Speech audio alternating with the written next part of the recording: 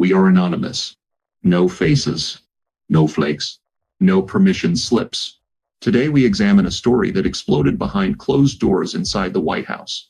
A story involving Secretary of State Marco Rubio, President Donald Trump, and what Rubio reportedly described as a dangerous loophole being exploited by organized networks around the world.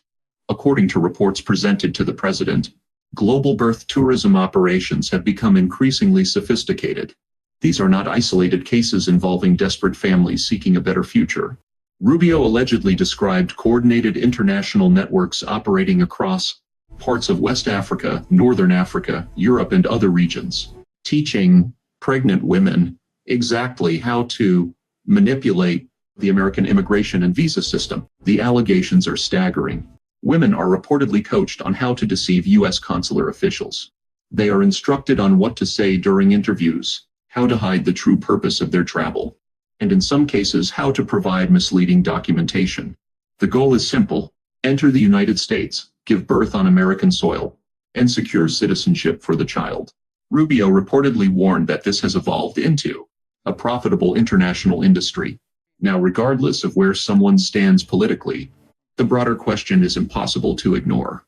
How did America reach a point where organized networks allegedly view citizenship as a product that can be acquired through strategic exploitation of legal loopholes? Supporters of stricter immigration enforcement argue that the answer lies in decades of failed leadership from Washington. They claim politicians ignored growing problems while ordinary Americans face skyrocketing housing costs, rising grocery prices, crushing student debt, and increasing tax burdens. Many young American families today struggle to afford homes. Many postpone marriage. Many postpone having children. Yet at the same time, political leaders frequently argue that America needs larger populations to support entitlement programs and economic growth. Critics argue that instead of helping American families thrive, Washington created policies that made family formation increasingly difficult, while simultaneously allowing loopholes that outsiders could exploit. Rubio's briefing reportedly highlighted exactly that contradiction. And while supporters of Trump praise efforts to tighten birthright citizenship rules and crack down on birth tourism, critics warn that such changes raise difficult constitutional and legal questions. But regardless of where one falls in that debate, Rubio's message reportedly delivered a clear warning. If loopholes exist, organized networks will continue finding ways to exploit them. Yet this story is only the beginning. Another controversy has erupted hundreds of miles away in Minnesota, where allegations involving fraud, whistleblower intimidation, and political protection are now drawing national attention. Vice President J.D. Vance has reportedly called on the Department of Justice to examine claims involving Governor Tim Walz and state officials after findings from an oversight investigation raised serious concerns. At the center of the controversy stands a longtime state employee named Faye Bernstein. Bernstein spent approximately 20 years working within behavioral health services.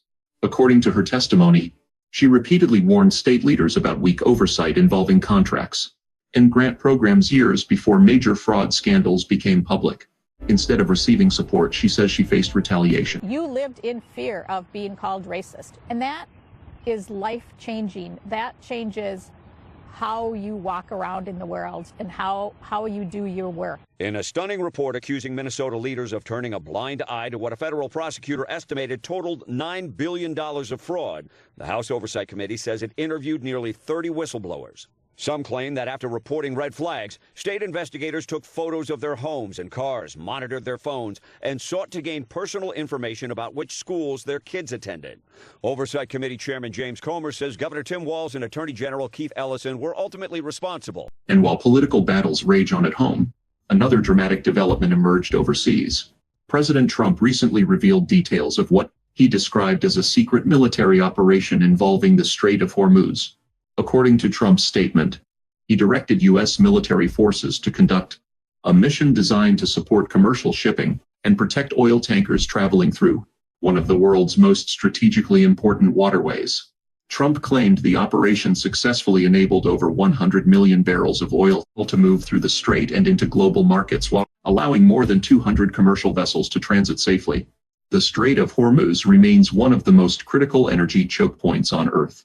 Any disruption there can send shockwaves through global energy markets and impact fuel prices worldwide. Trump portrayed the operation as evidence of American military dominance and claimed Iran's position had been severely weakened. Yet questions immediately followed. How extensive was this mission? What assets were involved? How long had operations been underway? And why was the public learning about it only after its reported success? Military analysts have long warned that actions involving the Strait of Hormuz carry enormous strategic significance. The region remains one of the world's most volatile flashpoints, and any escalation risks broader confrontation. Meanwhile, another political storm is brewing at home.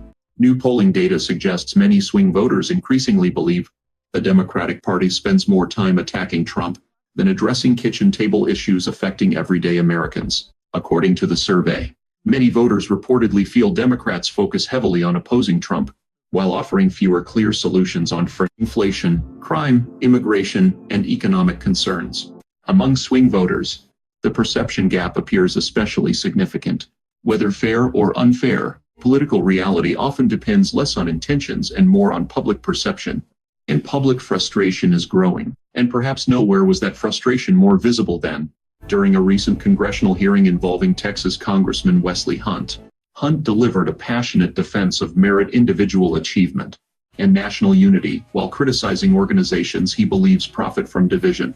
He accused political activists and institutions of building influence through grievance politics rather than solving real problems. Hunt argued that fear has become a political currency, that outrage has become an industry, that division has become a strategy. Drawing on his own experience, Hunt spoke about attending West Point, becoming an Apache helicopter pilot, and flying 55 combat missions. His central argument was straightforward. Achievement should be based on merit. Character should matter more than race. Opportunity should belong to everyone. During the hearing, he engaged in a powerful exchange involving the legacy of Dr. Martin Luther King Jr. The discussion focused on King's dream of a society where individuals are judged not by the color of their skin, but by the content of their character. Hunt argued that America, despite its imperfections, has made significant progress toward that vision. Whether one agrees with every point he made or not, the broader message resonated with many Americans who are exhausted by endless political tribalism. People are tired of being categorized, tired of being divided, tired of being told that their neighbors are enemies. And that brings us back to the central question raised by Marco Rubio's briefing. How many more hidden failures exist beneath the surface? How many more loopholes remain unaddressed? How many more whistleblowers are being ignored? How many more secret operations are taking place beyond public scrutiny? These are not partisan questions. They are accountability questions. The political establishment, whether Republican or Democrat, has spent decades promising transparency while expanding secrecy, promising reform while protecting insiders, promising solutions while creating new crises. And yes, that criticism includes Donald Trump. While Trump's supporters celebrate his willingness to challenge establishment figures, he too has often relied on secrecy, personal loyalty, dramatic rhetoric, and narratives that place himself at the center of every national story. America does not need another political savior. It needs accountability. It needs transparency. It needs leaders who serve the people instead of themselves. The truth is not owned by Republicans. The truth is not owned by Democrats. The truth belongs to the people. We are anonymous. We are watching. We are listening. And we will continue exposing the stories powerful people hope you never examine too closely. Expect us